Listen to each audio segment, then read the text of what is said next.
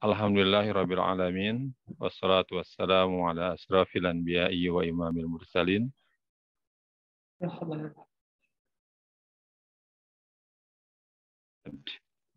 Allahumma bika amsayna wa bika asbahna wa bika nahya wa bika namutu wa ilaikal masir. Allahumma inni as'aluka ilman nafi'an wa rizqan tayyiban wa amalan taqabbala. Amin. Amin ya rabbal alamin. Alhamdulillah pada sore hari ini kita masih bisa menjalankan perkuliahan mata kuliah Masail Fiqhiyah, masalah-masalah kontemporer, masalah-masalah yang baru. Menurut saya ini cukup menarik karena masalah kontemporer adalah masalah yang akan selalu berkembang dan ini hanya merupakan contoh sebenarnya yang sudah terjadi. Tidak menutup kemungkinan nanti ke depannya ada hal-hal atau ada masalah-masalah baru yang memerlukan penetapan hukum. Jadi dengan adanya materi ini barangkali mempersiapkan diri Anda semua untuk menjadi seorang faqih, seorang ahli fikih yang memahami bagaimana cara istinbat hukum, bagaimana para ulama madhab dalam menetapkan hukum, kemudian bagaimana syarat-syaratnya dan lain sebagainya itu. Nah, nanti biar ke depannya kita memiliki wawasan yang terang, yang jelas terkait dengan masalah fikih. Taib, untuk tema atau materi kuliah hari ini adalah nikah muhallil dalam perspektif 4 imam mazhab. Hal ini sebenarnya didasarkan kepada satu hadis, satu Al-Quran, firman Allah Subhanahu wa taala yang ada dalam Al-Quran surat Al-Baqarah ayat 210 dan hadis Nabi yang berbunyi la'anallahul muhallil wal muhallalah. Nah, saya akan kembali ke hadis ke ayat yang pertama tadi. A'udzubillahi minasyaitonirrajim. Dalam surat Al-Baqarah ayat 230 Allah berfirman, fa in talaqaha fala tahillu lahu min ba'du hatta tankiha zawjan ghairah fa in talaqaha fala junaha 'alayhima ay yataraja'a in dhanna ay yuqima hududallah wa tilka hududullah yubayyinuha liqaumin ya'lamun. Fa in talaqaha, jika si suami mentalak istrinya, fala tahillu lahu min ba'du hatta tankiha zawjan ghairah. Jika suami menjatuhkan talak yang kedua, setelah yang kedua, berarti yang bunyi yang sekarang ini yang ketiga, jatuh yang ketiga, fala tahillu lahu, maka tidak halal bagi suami untuk menikahi lagi, untuk raj'i. Jadi ketika talak satu, maka ketika seorang suami talak satu, maka semasa dalam iddah, suami boleh rujuk. Boleh rujuk dengan tidak membutuhkan akad baru. Begitu juga kalau seandainya terulang, saya talak kamu, dan yang kedua, maka ini pun termasuk talak raj'i. Jadi kalau suami masih mau rujuk dalam masa iddah, maka suami bisa langsung rujuk tanpa memerlukan akad baru. Tetapi kalau jabatan, ini yang dimaksud dengan ayat ini, fa in talaqaha, jika dia laki-laki itu, suami itu menjatuhkan talak untuk yang ketiga, yang ketiganya, maka dia tidak bisa rujuk. Dan kita sebut dengan talak bain. Kita sebut dengan talak bain, dan suami tadi tidak boleh rujuk hatta tangkiha zawzan ghairah, sampai perempuan itu menikah dengan laki-laki yang lain. Fa in talaqaha, jika si wanita ini misalkan ditakdirkan dalam perjalanannya dengan suami yang kedua ini terjadi kemelut, kemudian terjadi perceraian, fa in talaqaha fala junaha alaihima an yataraja'a. Kemudian misalkan suami pertama itu belum nikah dengan yang lain, kemudian tanpa sengaja ketemu lagi dengan mantan suaminya yang dulu pernah ditalak 3, yang sekarang sudah menjanda lagi. Fala junaha alaihima an yataraja'a. Maka di sini baru si suami boleh rujuk kepada istri yang pertama tadi. Hal itu jika dengan rujuk tersebut bisa menjalankan hudud Allah, aturan-aturan Allah dan hukum-hukum Allah. Wa tilka hududullahi yubayyinuha liqaumin ya'lamun. Dan itulah hukum-hukum Allah yang Allah jelaskan buat orang yang mengetahui. Nanti antum bisa dicek di surat Al-Baqarah ayat 230. Dan ini menjadi landasan tentang nikah muhalil. Kemudian yang landasan yang kedua adalah hadis Nabi SAW. La'anallahu al-muhallil wal muhallalah. Allah melaknat muhallil, orang yang menjadi penghalal. Berarti ini suami yang kedua. Wal muhallalahu, dan ini suami yang pertama yang dihalalkan baginya. La'anallahu al-muhallil wal muhallalah. Allah melaknat muhallil dan muhallalah. Ini kasusnya adalah tadi terkait dengan ayat yang tadi. Misalkan seorang wanita sudah ditalak yang tiga kali, maka si suami kan tidak boleh rujuk. Kemudian si suami menyuruh seseorang, misalkan suami katakanlah A, karena dia tidak rujuk kepada B, maka si A ini menyuruh si C, laki-laki, untuk menikahi mantan istri si A tersebut dengan upah tertentu, misalkan dengan perjanjian tertentu. Yang penting ada akad nikah, dan akad nikah tersebut si suami misalkan dari istri itu berpandangan ya udah terpenuhilah syarat yang ada di dalam Al-Quran surat Al-Baqarah ayat 30 tadi. Ini maka cara yang seperti ini diharamkan, dilaknat oleh Allah Subhanahu wa taala. Nah, lalu yang jadi perdebatannya adalah bagaimana kalau terjadi muhallil dan muhallalah. Yang muhallil dan muhallalah yang ada di dalam hadis ini jelas menunjukkan adanya kerjasama antara si laki-laki suami yang pertama dengan si laki-laki yang suami yang kedua. Lalu bagaimana kalau ini terjadi? Nah, para ulama sepakat kalau yang dilakukan ini adalah merupakan rekayasa dan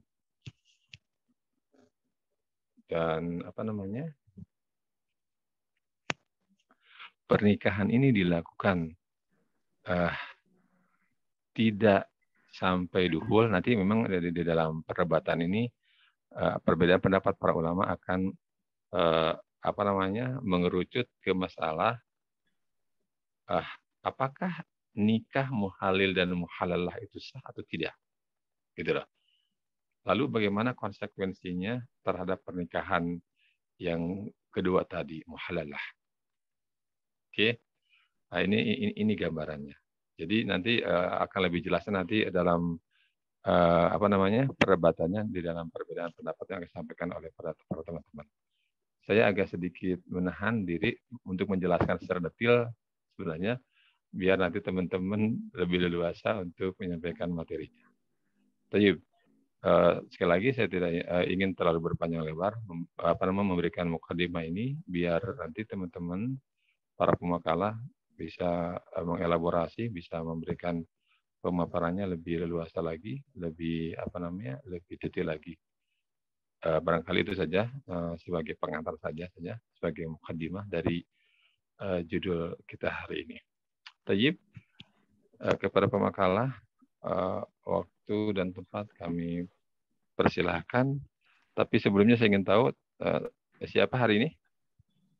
Luis, Pak, sama Monica. Oh, Abdul Maiz? Hadir. Oke, sama Monica.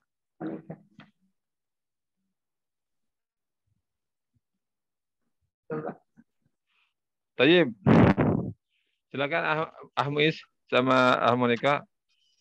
Waktu dan tempat saya persilakan. Tafadhol masykuran. Terima kasih, Bapak. Assalamualaikum warahmatullahi wabarakatuh. Assalamualaikum warahmatullahi wabarakatuh. Bismillah, alhamdulillah. Wassalatu wassalamu ala rasulillah wa ala alihi wa sahbihi wa mawala. Wala hawla wala quwata illa billah. Wa ba'd. Yang kami muliakan, yang kami hormati, Bapak dosen, Bapak Yuyu, Bapak Ustadz Yuyu, dan juga teman-teman seperjuangan yang saya cintai. Alhamdulillah wa syukurillah, pada petang ini kita ada kesempatan untuk berdiskusi membahas tentang nikah muhallil.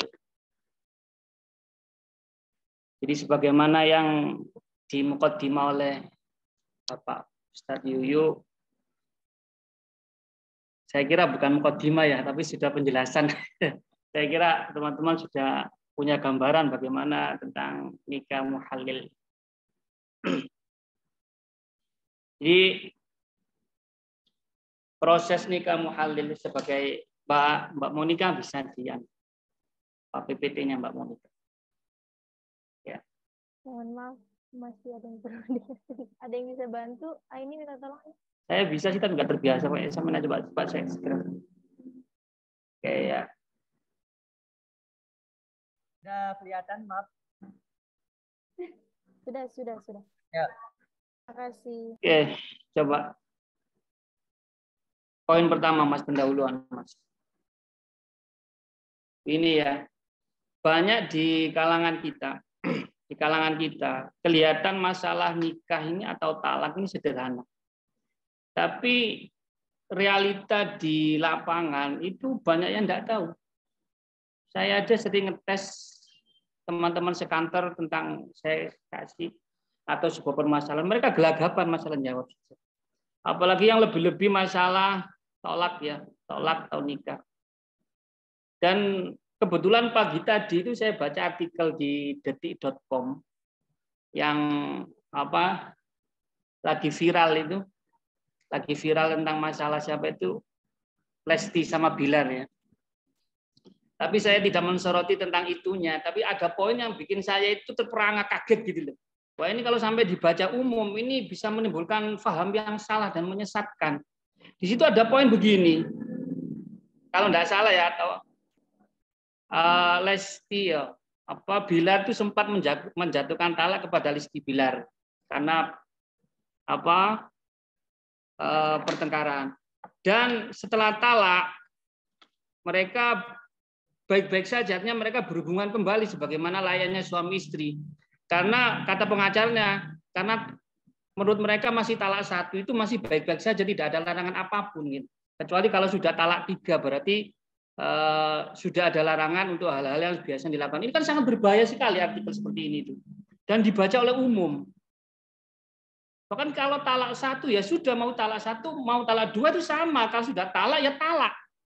Artinya lepas. Talak itu secara bahasanya tolak itu lepas. Artinya lepas, tidak ada ikatan apapun. Maka kita sering mengenal bahasa mutlak.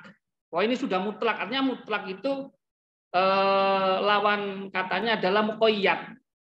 Jadi bisa dikatakan talak itu sudah lepas dari ikatan pernikahan. Nah ini kalau sudah talak 1 maka sudah bukan istrinya lagi kecuali sudah dirujuk. Nah, ini bahaya sekali paham-paham seperti ini, dianggap bahwasanya kalau sudah tidak boleh berhubungan kalau sudah talak 3. Kalau sudah talak 3 malah talak bain. Nah, kalau talak 1, talak 2 masih kategori talak rojai. Artinya talak rojai adalah talak yang masih bisa dibaleni itu apa? Dirujuk lah ya. Talak yang masih bisa dirujuk adalah talak 1 dan talak 2. Kalau sudah talak bain, talak 3, bain artinya pemisah, ya enggak bisa. Bisa nikah lagi. Begini ya, ini yang perlu saya jelaskan. Ada istilah rujuk sebelum kita bahas nikah muhalil ya. Ada nikah, dalam talak itu ada rujuk, ada nikah lagi. Ini kadang-kadang yang sering salah paham. Teman-teman tuh saya tes banyak salah paham di teman-teman kantor. Kalau rujuk itu kembalinya suami istri masih dalam tempo iddah. Dalam tempo iddah. Saya ulangi lagi, mereka kembali lagi merujuk dalam tingkat iddah. Artinya iddahnya mutallaqah adalah 3 kali salah satu quru ya, 3 kali suci. Dan apabila sudah melebihi batas iddah ini di saat suami istri ini walaupun talak 1 dan mereka mau kembali lagi, maka bukan rujuk bahasanya, tapi nikah lagi. Nikah lagi. Kalau sudah selesai masa iddahnya. Ini yang sering saya lihat teman-teman itu yang sudah nikah itu sering sembrono. Sembrono karena mungkin dia enggak tahu, ya enggak ngaji. Jadinya ya sembrono gimana ya, sembrono itu ya sembrono. Ini bahaya sekali. Oke, kita mulai bahas masalah nikah muhalil ya. Nikah sebelum nikah muhalil. Nikah muhalil sebetulnya bahasa muhalil itu dari bahasa halala yuhallilu muhalil ya. Isim sifatnya muhalil. Artinya muhalil orang yang menjadi penyebab halal. Artinya orang yang menghalalkan muhalil itu. Oke, saya baca di sini salah satu bentuk pemutusan ikatan perkawinan dalam Islam karena sebab tertentu yang tidak memungkinkan lagi bagi suami istri untuk melanjutkan rumah tangga disebut talak. Talak secara bahasa artinya lepas, ya. Itlak, tolako, mutlak itu artinya lepas. Lawan katanya adalah tidak ada ikatan. Lawan katanya adalah muqayyad. Nah, oke, next Mas.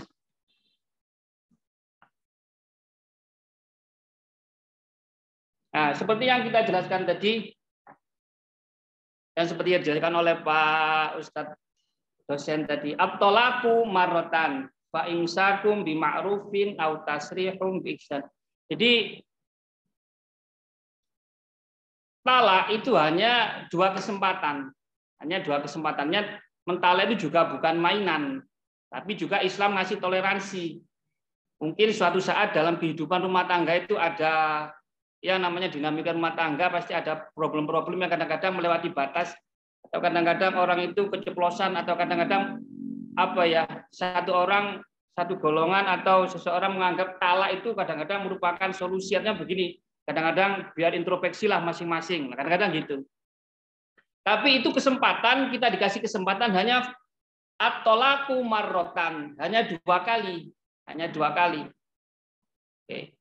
Fa imsakun bi ma'rufin aw tasrihun ihsan. Wala yahillu lakum an ta'khudhu mimma ataitumuna illa syai'an ayakhafa alla yuqima hududallah. Jadi kalau sudah talak 3, masuk talak 3, maka masih dalam talak 2 masih ada kesempatan mau kembali atau dilepas. Ya. Tapi kalau sudah talak 3, maka inilah yang jadi pokok bahasan kita. Apabila ada seorang mutallaqah atau perempuan yang tertalak, talak 3, ini mau kembali ke suami yang pertama. Oke, next.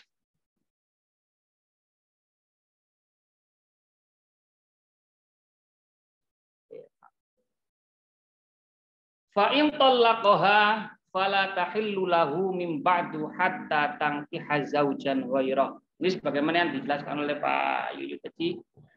Apabila fa in talaqaha, maka apabila sudah ditalak 3, fala tahillu lahu min ba'du hatta tankiha zaujan ghairu. Maka perempuan mutallaqah tadi tidak halal atau tidak boleh kembali atau tidak bisa dirujuk kepada suami yang pertama hatta tankiha zaujan ghairu, sehingga si mutallaqah tadi menikah dengan pasangan yang lain.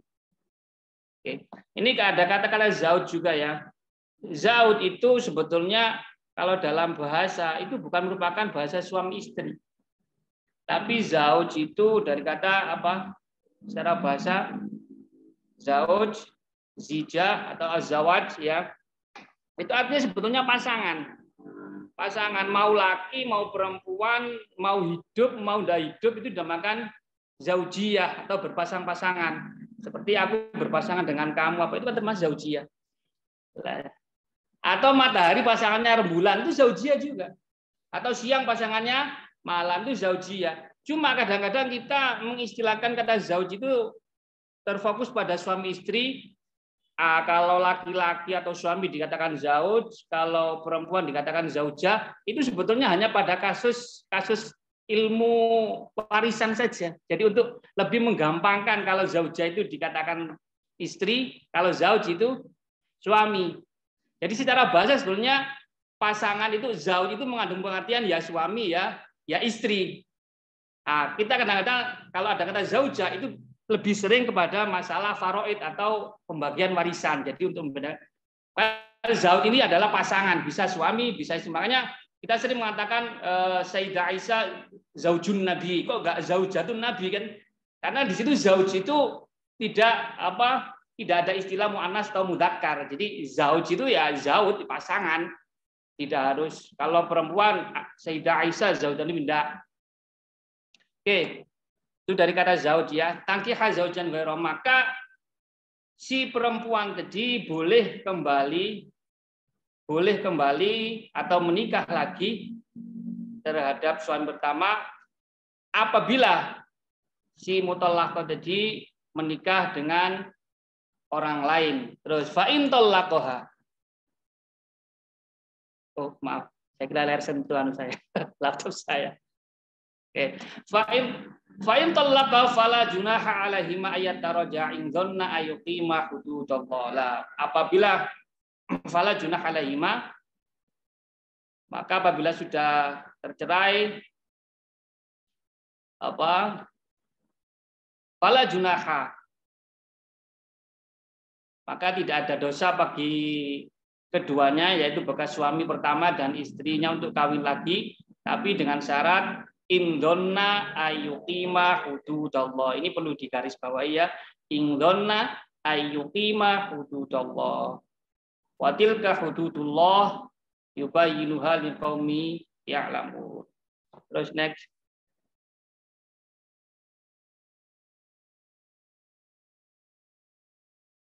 Next Mas, next. Ini yang seperti saya jelaskan tadi ya. An-nikah itu artinya azwaj atau itu tulisannya agak gabung-gabung, mohon maaf ya salah tulis. Azauj, azawaj atau azijah itu secara harfiah mananya al-watu atau ad-dhammu. Ad-dhammu itu artinya kumpul. Seperti makanya al-harokat dhammah. Dhammah itu kan ya mengumpulkan dua bibir. Saya melihat dhammah itu kan mengumpulkan dua bibir. Makanya dinamakan ad-dhammu. Berkumpul atau al-jam'u. Jam'u itu perkumpulan. Ya jelas. Kalau nikah kan perkumpulan jenis satu dengan jenis yang satunya lagi. Atau al-wat'u. Nah, ini yang sering digunakan dalam istilah fikih ya, al-wat'u biasanya wati. Dari kata wato'a yato'u wat'an artinya berjalan di atas, ya mau berjalan di atas ya monggo, bebas. Mau jalan samping juga monggo, atau memijak, mengijak, memasuki, menaiki, menggauli dan bersetubuh atau bersenggama. Itu nikah secara bahasa. Next Mas. Next. Halo Mas. Mas apa? Salman, next Mas. Coba Mas. Mas Salmannya hilang. Ya nggak apa. Mas Salman hilang. Jadi memang perlu ya, saya tambahin lagi. Memang dalam pengertian apapun, dalam bahas apapun, kita secara bahasa itu perlu. Karena sebelum kita menginjak secara istilah, maka pahami dulu secara bahasa. Karena itu akan mempermudah kita, memahami inti masalah. Contoh masalah talak. Talak itu secara bahasa apa dulu sebelum kita mengartikan secara istilah. Jadi talak itu secara bahasa lepas. Jadi lepas, maka kita bisa membayangkan, oh berarti lepas, tidak ada ikatan. Berarti untuk mendalami lebih jauh tentang inti permasalahan itu lebih gampang. Maka selalu saya di mana-mana itu istilah saja atau pengertian secara bahasa itu dalami dulu sebelum pengertian secara istilah, karena itu penting. Terus nikah muhalil, seperti yang kita jelaskan tadi, nikah adalah yang tadi kita jelaskan, muhalil adalah orang yang menghalalkan. Kalau muhalalah perempuan yang dihalalkan. Oke, menurut Ibnu Rushd nikah muhalil adalah nikah yang dimaksudkan untuk menghalalkan bekas istri yang telah ditalak 3. Oke, itu intinya di situ. Syed Sabiq mendefinisikan nikah muhalil atau kawin tahlil adalah seorang laki-laki yang menikahi seorang perempuan yang sudah talak 3 sesudah habis masa iddahnya dan dia telah didukhul kemudian si suami baru tadi mentalaknya dengan maksud agar dia dapat nikah kembali dengan bekas suami yang pertama. Ini dinamakan nikah muhalil. Nah, kalau nggak ada niatan seperti itu ya berarti nikah biasa, bukan nikah muhalil atau nikah tahlil. Ini ya di situ ada masa iddah. Yang perlu saya jelaskan, nikah iddahnya mutallaqah yang bisa babi talak atau nikah yang mutallaqah yang bisa babil maut ini beda ya. Kalau yang bisa babil maut, kalau bisa babil tolak itu iddahnya adalah 3 kali suci. Salah satu kuru itu ada mengatakan suci, ada mengatakan posisi tidak suci. Artinya di mana Anda mutallaqah itu tertalak, maka dihitung mulai situ. Kalau terhitung mulai dia katakanlah suci, berarti suci ditalak dia pada waktu suci. Artinya 3 kali sucian. Kalau pas dia lagi berarti 3 kali berarti dia lepas masa iddah. Jadi nggak terhitung pasti dengan angka harian atau bulan. Kalau bisa babil maut kan jelas berapa itu iddahnya bisa babil maut itu 120 hari kan ya. Kalau bisa babil maut 120 hari jelas. Kalau bisa babi talak itu salah satu kuruk. Kuruk itu ada mengartikan masa suci, ada mengartikan masa tidak suci. Ini beda ya, beda iddahnya yang tertalak karena meninggal atau tertalak karena hidup. Oke, next Mas.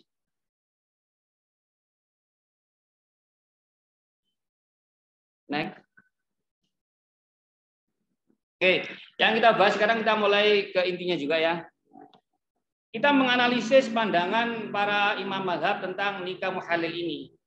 Ya, pertama Imam Syafi'iyah yang mana mazhab mayoritas Indonesia.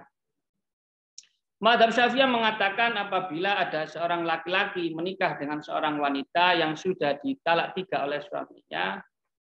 Suami yang pertama dia dengan niat agar wanita itu halal kembali bagi suaminya. Suami yang pertama maka nikahnya sah dengan syarat sebagai berikut. 1. Akad nikahnya dilakukan sebagaimana akad nikah yang sah. Ya seperti biasanya syarat-syarat nikah dipenuhi. Ada syarat ijab qabul, ada wali minimal 2, ada mahar, ada saksi. Terus tidak mengucapkan bahwa nikahnya itu adalah sebagai akad nikah tahlil. Jadi nikah tidak bersyarat. Jadi tidak menyebutkan qabil itu nikah tahlilan atau apa yang tidak ada kata-kata seperti itu.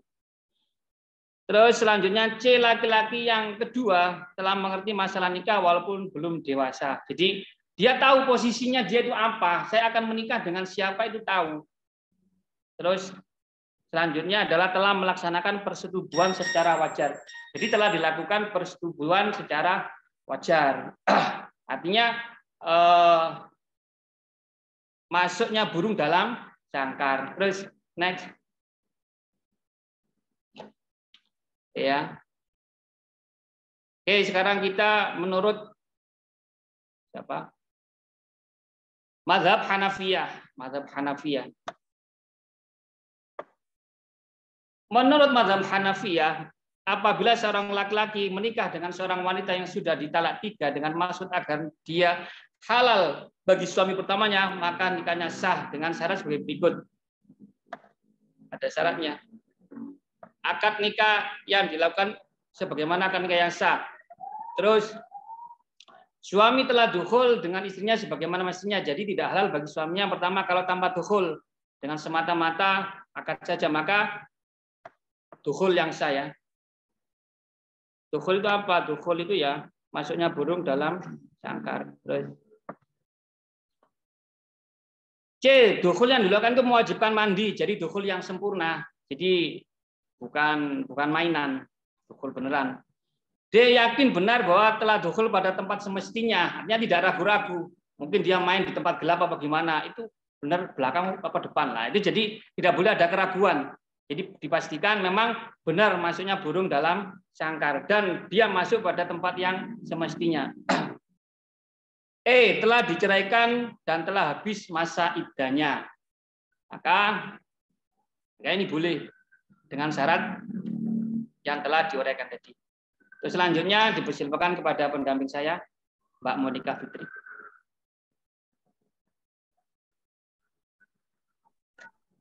Oke. Untuk yang selanjutnya, next ya Pak, slide-nya.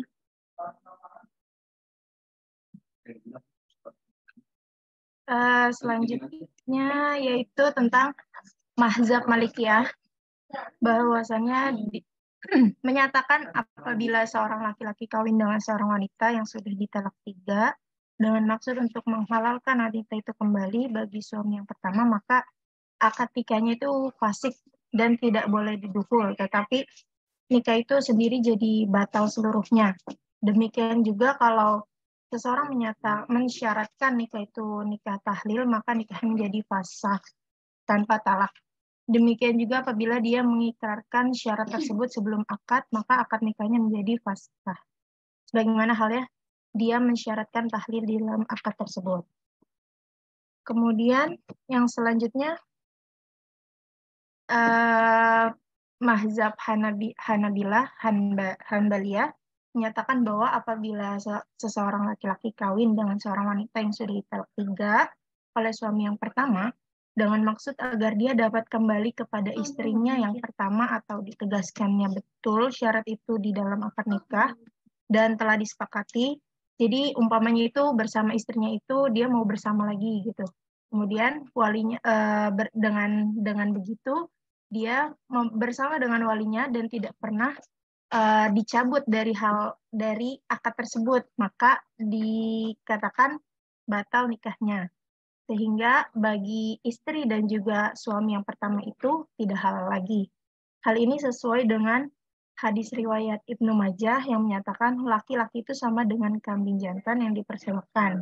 Mazhab Hanabilah menyatakan suami yang pertama dapat kawin dengan istrinya yang sudah bertalak 3 dengan beberapa syarat sebagai berikut.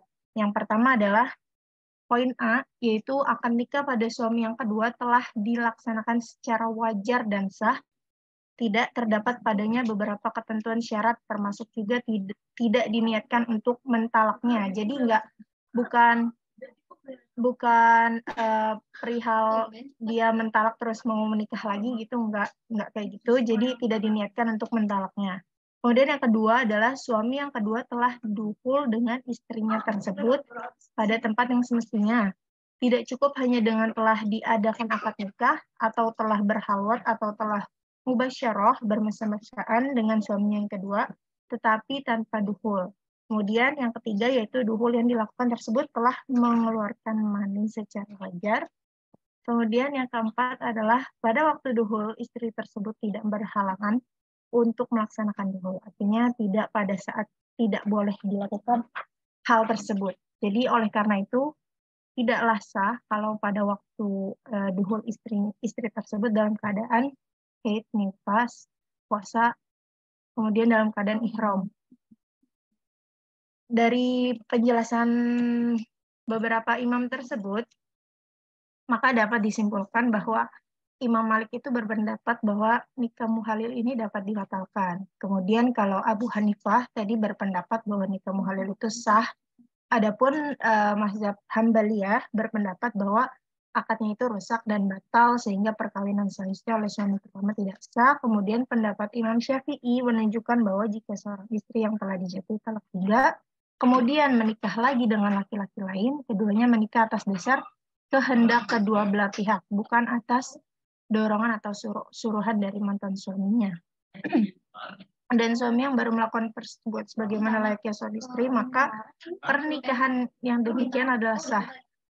Namun jika kemudian ia bercerai dengan suami barunya, maka mantan suami pertama halal menikahi lagi dengan mantan istrinya.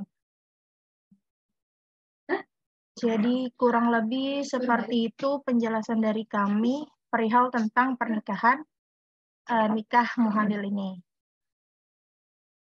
Kurang lebih itu yang bisa disampaikan. Ada yang mau ditanyakan? Perlu ditanyakan atau perlu diskusikan, mungkin ada keterangan yang perlu dikoreksi, monggo. Ya, sama-sama berdiskusi. Ya, baik. Terima kasih Akh Abdul Aziz dan pendampingnya. ACC. Saksi saya, saksi. Anda nggak ngarang loh, cuma ngulang doang. Aduh. Iya, terima kasih juga. Tadi apa namanya Akhi Abdul Aziz Abdul Muiz ini sudah membaca tabloid segala, Resti Bilar. Berarti update ya beritanya. Kebetulan Pak, tadi pagi saya baca. Wah ini kok kacau ini. Rizky Bilar, Lesti lagi di mana sekarang ya? Kayaknya lagi umroh, Sat. Bener ya? Tanya Abdul Muiz. Oh, enggak tahu saya banyak artikel itu, makanya saya itu kaget ada artikel seperti itu dan dibaca oleh khalayak umum. Ini bahaya banget ya, Bang. Betul Bang. Jadi raj'i itu ya semasa dalam iddah. Kalau sudah lewat iddahnya ya berarti dia harus nikah ulang. Cuman kalau yang bain itu betul-betul tidak boleh nikah lagi sampai dia menikah dengan yang lain, dengan laki-laki yang lain. Itu betul. Jadi catatannya itu dari ini sebenarnya kenapa ada aturan seperti ini. Jadi memang bahwa dari awal itu kan nikah itu mitsaqon golidon ya. Mitsaqon golidon. Perjanjian yang kuat. Allah mengatakan begitu, gitu loh. Maka ketika ini sudah terjadi, tidak boleh main-main memecahkan atau menghancurkan mitsaqon golidon ini, perjanjian yang kuat ini. Nah, ya cara memecahkan, menghancurkannya itu tadi dengan mengucapkan talak sembarangan. Di sini biar kita umat Muslim itu, karena memang di sebagian pasangan mungkin ya, di sebagian pasangan ada yang lisannya itu terlalu mudah untuk mengatakan saya ceraikan Anda. Ya, dikit-dikit ada problem ya. Tadi seperti Abdul Muiz bilang bahwa yang namanya rumah tangga ini bagi yang belum nikah ya. Jadi yang namanya nikah itu kan tidak selamanya mulus, tidak selamanya indah. Betul nggak? Muiz, indahnya itu cuma 3 bulan ya? Ya, selebihnya itu sangat indah. Maksudnya nggak ada berantem, nggak ada apa-apa itu 3 bulan. Setelah 3 bulan mulai pendapatnya masing-masing itu muncul. Karakter aslinya muncul gitu loh. Semuanya yang muncul, egoismenya muncul gitu loh. Kalau dalam masa 3 bulan masih nahan-nahan itu. Masih jaim lah. Masih jaga image. Ada yang mau coba? Ayo. Ayo buktikan tuh. Kalau bisa terus, misalkan setelah 3 bulan tidak ada clash, tidak ada silang pendapat, hebat. Karena memang manusia dan laki-laki diciptakan berbeda, karakternya berbeda, sifatnya berbeda. Bahkan yang lebih ini lagi antara satu pulau dengan pulau yang lain, karakter suami, kata istri berbeda ya. Ada daerah yang misalkan temperamen, ada yang daerah yang lembut gitu, katanya. Perempuan Solo itu kan lembut katanya, betul nggak? Solo katanya. Yang ayu-ayu itu lembut-lembut gitu.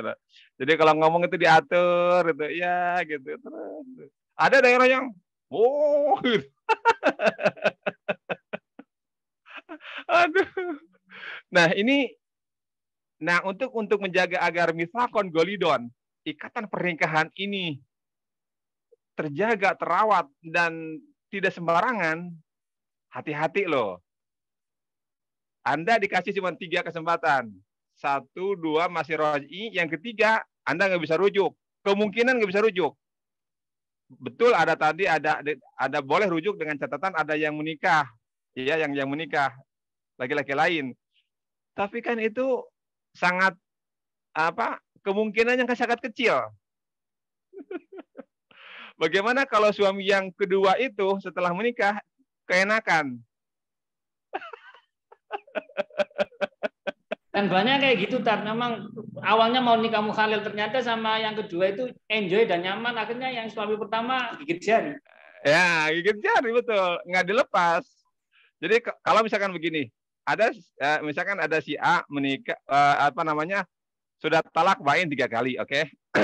Dengan talak bain 3 kali, dia tidak boleh menikah, oke? Tidak boleh rujuk ya. Kemudian dia bayarin orang lain, katakanlah dibayarin si B. Kamu nikah dengan mana istri saya, oke? Nanti kamu setelah 3 bulan kamu cerai. Nih saya kasih duit 10 juta, oke? Itu kamu halil kan? Nah, kemudian setelah nikah, si B ini, laki-laki yang kedua ini, merasakan kenyamanan, merasakan nikmat, merasakan kebaikan, dan semuanya ada di situ. Kemudian dia nggak mau menceraikannya. Udah yang pertama itu gigit jari.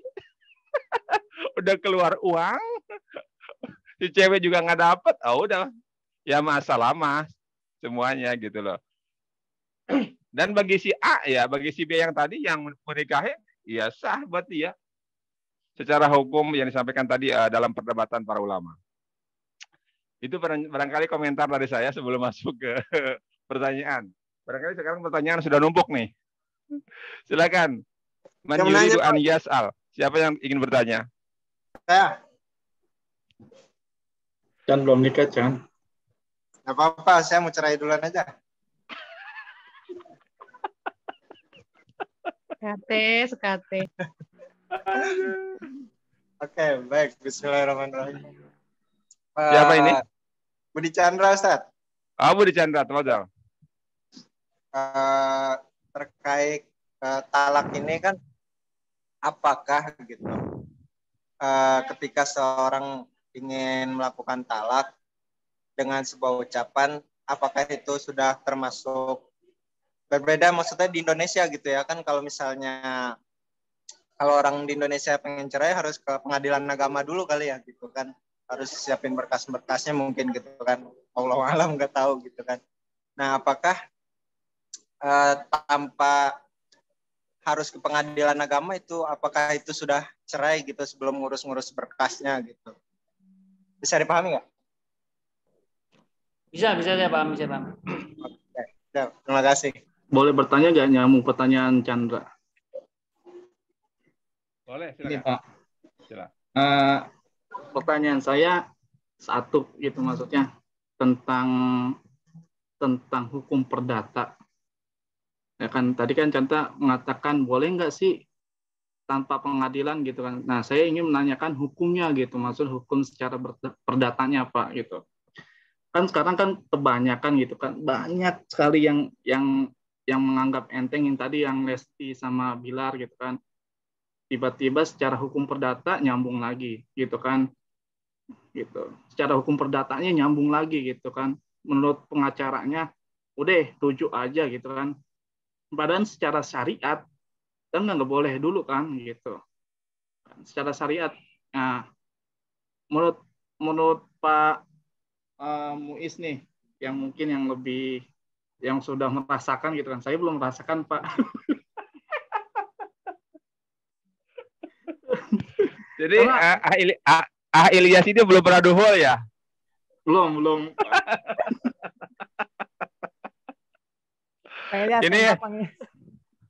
Ini harusnya ada Salman, harus ada arisan kayaknya biar pada duhul. Bang Ilyas sudah kadaluarsa, Pak.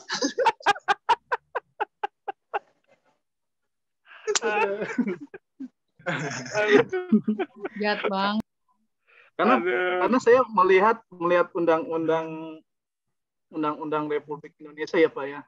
Iya. 1 tahun 1974 tentang perkawinan, tulisnya perkawinan bukan pernikahan ini Pak. Kawin ya? Iya kawin. Kayak binatang. Iya. Bingung saya juga ini kenapa kalimatnya perkawinan apakah nah gini Pak apa? Tadi tiap pasal itu kan menceritakan menjabarkan tentang pernikahan kata saya berarti secara perdata sah gitu. Secara perdata itu sah muhalil itu gitu. Karena dari pasal yang saya baca gitu dari pasal 1 sampai pasal berapa nih? Hampir 70 pasal gitu. Itu menyatakan bahwa ya boleh gitu, maksudnya sah-sah saja secara perdata, tapi kan secara syariat enggak, ini yang menjadi problem selama ini gitu. Sedangkan yang dijatuhi hukumannya harus merujuk ke hukum perdata gitu Pak. Ini yang menurut Pak Muiz karena kan banyak yang namanya apa ya, kalau bahasanya tuh penyuluh agama nih Pak nih. Nah, maksud saya sebenarnya kontroversi antara hukum perdata sama yang ada di KUA Pak gitu. Kalau KUA nggak boleh jelas gitu kan. Nah hukum perdatanya boleh Pak gitu kan. Sedangkan banyak problem-problem yang di pada saat ketok palu udah gitu selesai udah pada saat talak bain ketok palu udah suratnya keluar gitu, maksudnya cara bukan nikah lagi Pak tapi keluar rumah tangga kembali lagi segala macam, itu yang jadi problem yang sekarang Pak di pengadilan gitu. Itu yang saya tangkap, karena 1 hari aja surat di pengadilan surat saktinya aja bisa keluar gitu, apalagi talak gitu Pak. Saja Pak, mungkin terima kasih Pak. Taib. Jadi kalau yang saya tangkap itu sedikit yang saya tangkap dari Ilyas itu mana yang setuju nggak kalau begini? Mana yang harus didahulukan? Apakah hukum perdata, apakah hukum Islam dalam praktiknya? Gitu. Nah, gitu Pak, benar. Ya. Taib. Silakan yang kedua. Pak mau nanya. Yap. Pak, kalau misalnya kan talak kan si suami ngomong talak, tapi itu tidak ada orang Pak, apakah itu sah Pak? Ngomong kan talak saya tidak... pernah dengar kalau talak tuh harus ada saksi gitu, harus ada yang ngedengar gitu tuh dijatuhin talak baru. Itu gimana Pak? Oh iya. Jadi apakah seorang suami yang saya cerai Anda gitu, misalkan seorang suami bilang saya cerai Anda, tapi tidak ada saksi gitu, apakah talaknya sah apa enggak gitu? Sah. Gitu. Oke. Itu ya Ahmuiz dari Ukhti Fitriani, seorang suami yang mengatakan saya cerai Anda. Apakah ucapan suami tersebut dianggap sah atau tidak? Atau talaknya itu sah atau tidak?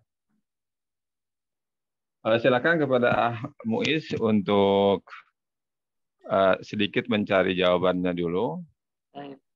Nah, nanti kita paling tidak ngobrol-ngobrol nih. barangkali kenapa? Yang mau jawab. Oh, mereka mau jawab? Iya. Oh, silakan. Jadi sebetulnya dari pertanyaan yang mana nih? Pertanyaan 1 sampai 3 tuh sebetulnya nanti menjawab semua sih, insya Allah. Tolong pasangan saya luar biasa, Pak. Yes. Saya dukung aja, Pak. Saya dukung. Jadi baper. Saya selaku ketua dukung. Aduh. Kamu jangan aneh-aneh deh.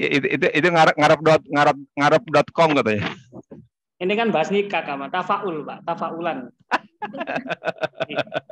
Pasangan itu kan nggak ujuk-ujuk. Ternyata kita dipasangkan masing-masing.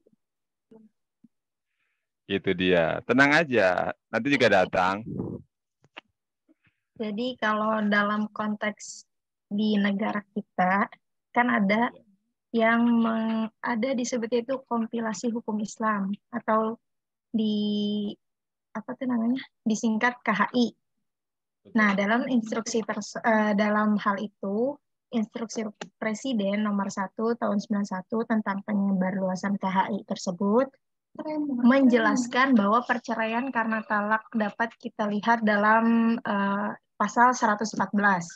Jadi dalam pasal 114 KHI ini berbunyi putusnya perkawinan yang disebabkan karena perceraian dapat terjadi karena talak atau berdasarkan gugatan perceraian. Yang dimaksudnya itu adalah talak yang diucapkan di luar pengadilan agama, baik yang tadi tidak adanya saksi atau pokoknya di luar pengadilan agama gitu ya. Itu maka sudah jatuh talak 3, bisa disebut talak 3. Kemudian kalau pasal 129 KHI itu berbunyi seorang suami yang akan menjatuhkan talak kepada istrinya mengajukan permohonan baik secara lisan maupun tertulis kepada pengadilan agama yang mewilayahi tempat tinggal istri disertai dengan alasan serta meminta agar diadakan sidang untuk keperluan itu. Jadi kalau yang dilakukan di pengadilan agama ini diakui secara hukum negara, dilakukan atau diucapkan oleh suami di muka pengadilan agama. Dan dari kesimpulan tersebut bahwasannya kedua tersebut bisa dikatakan talak, tapi sebutannya yang satu tadi di luar pengadilan itu juga udah masuk talak, tapi di depan pengadilan juga disebutnya juga sudah terjatuhnya talak. Gitu. Kurang lebihnya seperti itu, menjawab semuanya. Kira-kira. Atau mau ada yang ditambahkan? Itu tadi pasal berapa KHI-nya?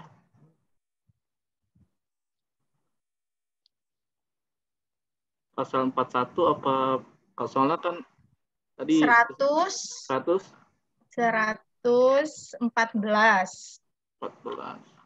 Dan 117. Kalau yang dikatakan cerai secara hukum negara itu di pasal 129. Pokoknya dua-duanya itu sah dikatakan itu talak. Yang satu tapi sebutannya di luar pengadilan secara ikatan suami istri aja, tapi yang satu secara hukum negara gitu, Pak. Yang 129. Berarti dalam itu sah, maksudnya secara nikah mu'alil itu dalam pasal tersebut kan secara perdata itu ya. Berarti negara maksudnya negara menyetujui kan, berarti kan ya. Ya. Kalau secara agama gimana, Pak? Gini sedikit. Ya. Saya mau luruskan dulu sedikit. Yang dijawab oleh Ukhti Monica tadi itu terkait dengan masalah talak ya, talak. Jadi Ukhti Monica tadi berusaha menjawab secara secara komprehensif 3 pertanyaan ini sekaligus terkait dengan talak. Nah, belum terkait dengan nikah muhalil. Ya, kan? Betul ke Monica ya? Betul, Ustaz, betul. Nah, sekarang yang Ilyas itu yang ingin dalami apa barusan? Silakan. Jadi Ukti Monica tadi belum sampai ke masalah nikah muhalil. Silakan. Iya. Ilyas. Maksudnya kalau seandainya tadi menyebutkan pasal yang tadi berarti kan sejalan dengan Undang-Undang Nomor 1 1974 Stat. Ya. Yang tadi, ya kan? Maksud saya cara pengertian umum bahwa negara itu menyetujui gitu kalau secara KHI-nya ini gitu kan. Tapi kalau secara syariat kita lihat banyak pertentangan di kalangan ulama, ada yang boleh, ada yang tidak boleh, ada yang dengan syarat yang tadi gitu kan. Ustaz. Nah, itu yang jadi problem sekarang, banyak masyarakat ya mengambilnya yang jalan pintas itu gitu, yang terakhir gitu. Tadi saya baca tentang banyak yang disertasi, skripsi yang mengambil dari beberapa daerah. Problem-problem ini banyak yang menghalalkan gitu. Menghalalkan udahlah nikah lagi daripada anak telantar gitu, ibarat kata kan gitu.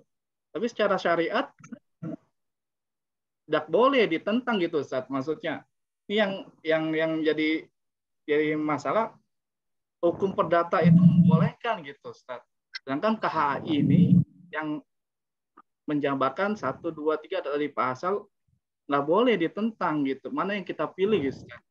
Apakah enggak, Bang Ilyas. Ada di negara juga ada pasal 120 KHI. Dia ngebahas tentang talak bain tadi sesuai dengan Quran surah Al-Baqarah 230. Jadi kalau dia udah talak 3 mesti penjelasannya tadi harus ada nikah muhalil. Gitu. Perlu ada kok ada. Maksudnya yang perdata dulu apa yang tadi yang Ustadz tadi? Maksudnya yang dahulukan perdata dulu apa yang syariat dulu gitu maksudnya. Soalnya saya ragu tentang nikah ini gitu, secara hukum apa yang kita dahulukan gitu. Kalau negara jelas kan ngatur. Tuh. Sedangkan secara syariat nggak boleh gitu. Ya. Gimana Ukti Monica, bisa nambahin? Jadi stressing daripada Ilyas ini apakah mendahulukan perdata atau KHI? Ya. Gitu. Itu bagaimana nih dalam prakteknya, misalkan dalam prakteknya? Tentu ya, kalau misalkan udah tahu namanya menjatuhkan talak 3 pasti mau tidak mau, maksudnya secara orang awam pun tahu kalau kita tuh nggak bisa balik ke istri gitu kan. Jadi ya udah, harusnya udah nggak bisa balik, kecuali dia harus melakukan pernikahan itu lagi. Atau kalau mau dengan istri pertamanya atau mau dengan yang pertamanya lagi, ya harus ada pernikahan muhalil tadi, Bang. Itu. Jadi kalau dalam tentunya harus nikah lagi lah. Gak bisa namanya bercampur baur lagi. Nah, yang tadi dikatakan presentasi Pak Muiz itu yang Rizky Bilar, nah itu yang bikin rusak itu gitu, maksudnya kok bisa tercampur gitu, maksudnya antar yang negara sama yang KHI ini gini. Maksudnya kan ada hukum pertengahan kan, seharusnya kan yang mendebati bahwa ini nggak boleh, itu nggak boleh gitu kan. Gitu. Saya tertarik dengan Pak Muiz yang tadi gitu, maksudnya kok ada ya gitu, maksudnya sampai rusak si pengacara ini menghalalkan sesuatu gitu, sedangkan secara KUA ya nggak bisa gitu kan. Kalau menurut hemat saya itu pengacaranya memang kurang baca hukum hukum tentang pernikahan gitu ya kelihatannya. Jadi dia ngawur gitu. Yang asal jeplak aja. Mungkin kalau dia mau baca tentang hukum undang-undang pernikahan di KUA ataupun di undang-undang negara ya saya kira hampir sama ya. Mas saya mau itu belum terakomodasi pertanyaannya Mas Chandra tadi ya. Saya kasihan melihatnya, mau nangis belum dijawab katanya. Itu Mas saya jawab Mas. Jangan nangis Mas ya, santai-santai. Gini Mas, Mas Anda tadi bertanya apakah mana yang didahulukan antara hukum negara sama hukum agama, Mas ya. Ya. Sebenarnya begini, hukum agama itu tentu wajib ya. Yang jadi masalah sering jadi masalah kita apa hukum negara itu wajib ditaati. Yang jelas hukum agama itu wajib. Apakah hukum agama maksud saya itu wajib? Apakah hukum negara itu wajib? Kalau begini, kalau menurut kaidah tasarruful imam ala ru'yah manutun bil maslahah, ya. Tasarruful imam bil ru'yah manutun bil maslahah. Maka tasarruful imam artinya pemerintahan pemimpin atau peraturan-peraturan atau undang-undang itu tergantung kepada kemaslahatannya. Maka apabila menimbulkan kemaslahatan, maka kita wajib mengikutinya. Hukum perdata itu. Jadi mana yang lebih dulu jatuhnya? Ya tentu jatuhnya ditalak ya, walaupun tanpa hukum negara ini sudah jatuh, sudah pasti cara kamu sudah jatuh. Katakanlah Anda mentalak, tapi mentalak itu harus nikah dulu, sampean belum ada yang dinikah mau ditalak siapa ya? Kacang. Caranya mentalak itu harus ada nikah. Ya, yang ditalak itu tetangga. Ujuk-ujuk sampean langsung berteriak, saya mentalak kamu. Waduh, tetangga pusing lihat. Itu talak siapa nih kaca belum kan? Oke. Jadi nikah tanpa surat ataupun tanpa persaksian negara atau pengadilan agama itu tetap jatuh ya. Tetap jatuh artinya talak itu.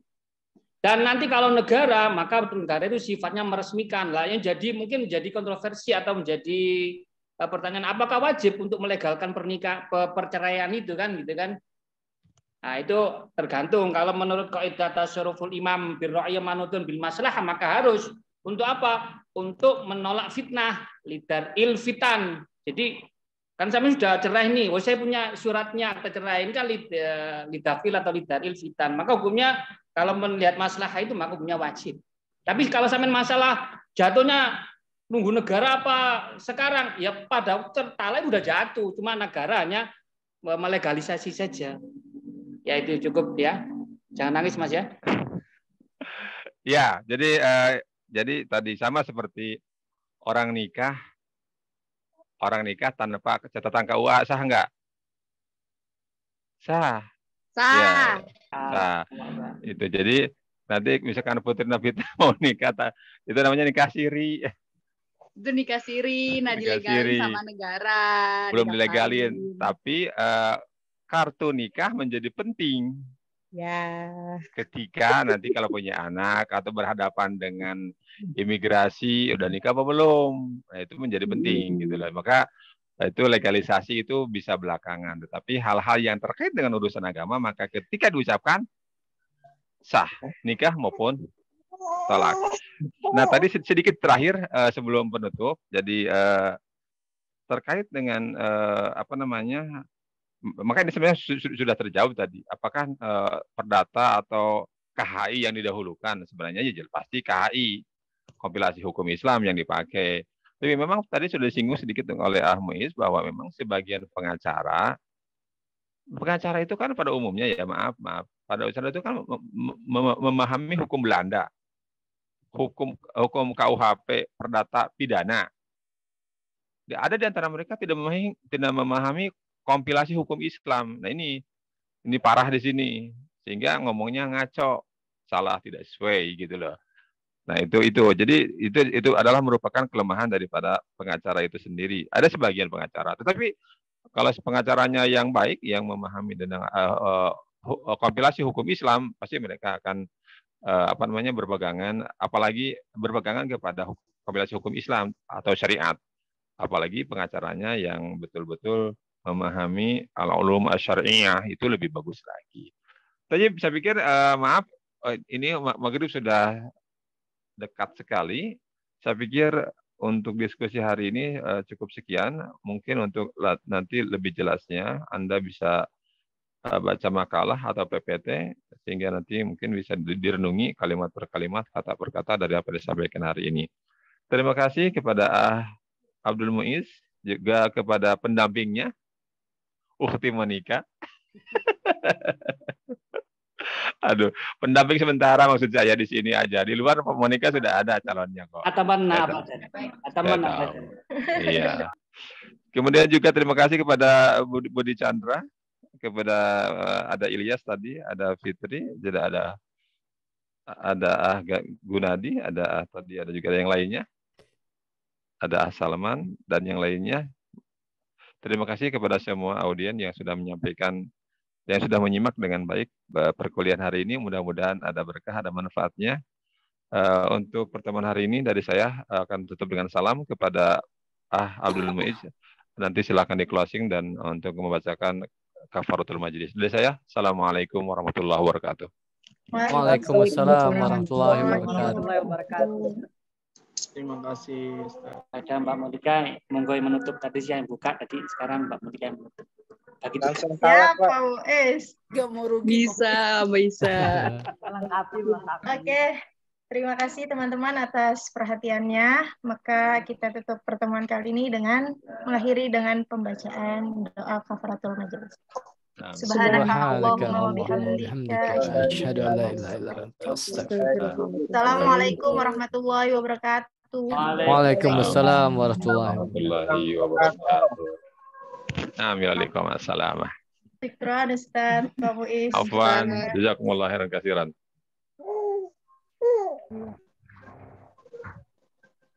Kasih Ustaz. Baik. Monggo Mas Salman kalau mau mampir, ntar lagi maghrib juga. Siap. Oke, izin tes dulu. Syukran, Pak. Syukran semuanya.